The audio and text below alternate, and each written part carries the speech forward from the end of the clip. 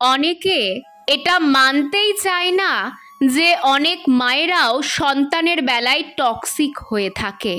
হ্যাঁ, জন্মদাত্রী মা, এইসব মায়েরা হয় ছেলে মেয়ের মধ্যে কিংবা দুই মেয়ে দুই ছেলের ক্ষেত্রে বৈষম্য তৈরি করে থাকেন।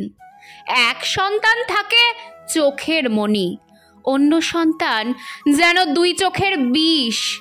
একজনের 100টা ভুল অনায়াসে মাফ, অন্যজনের একটি মাত্র ভুলকে 10 গুণ বড় করে তোলে মানসিক অত্যাচার। টক্সিক মায়েরা অবলীলায় সন্তানদের দুর্নাম করে বেড়ান আত্মীয় স্বজন এবং প্রতিবেশীদের নিকটে, এমনকি তাদের সামনেও সন্তানকে তুচ্ছ-তাচ্ছিল্য করতে ছাড়েন না।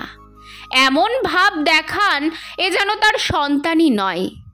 এই সীমা লঙ্ঘনের জন্য দায়ী পরিবারের পুরুষ, অর্থাৎ সন্তানের পিতা। প্রায় সময় দেখা যায় স্বামী তার টক্সিক স্ত্রীকে সমর্থন করে যাচ্ছে কেবল নিজে বাঁচার জন্য।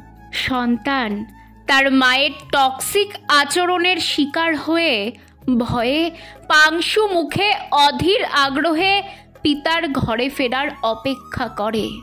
যখন দেখে পিতাও তালে তাল মিলিয়ে অপ্রীতিকর আচরণ করছে, তখন সেই সন্তানের আশার প্রদীপ এমনিও নিভে যায়। সে তখন ভাবতে শুরু করে পৃথিবীর বুকে সে এক নিঃসঙ্গ জীব, যার কেউ নেই, কিছুই নেই। একটি শিশুর শৈশব নষ্ট হওয়ার জন্য টক্সিক বাবা মাই যথেষ্ট। অনেক ক্ষেত্রে শুধু শৈশব নয়, পুরো জীবনটাও বরবাদ হয়ে যায়। এটা আসলে ব্যাখ্যা করা যায় না, কেবল পরিস্থিতির শিকার হওয়া সন্তানরাই বোঝে তাদের জীবন কতটা নিরানন্দ হয়ে গেছে। আপনার সন্তানকে ভালোভাবে বাঁচার সুযোগ দিন। স্ত্রী অথবা স্বামীর টক্সিক আচরণের প্রতিবাদ করুন। স্ত্রী বা স্বামীকে সন্তুষ্ট করতে তালে তাল মিলিয়ে সন্তানকে আক্রমণ করবেন না।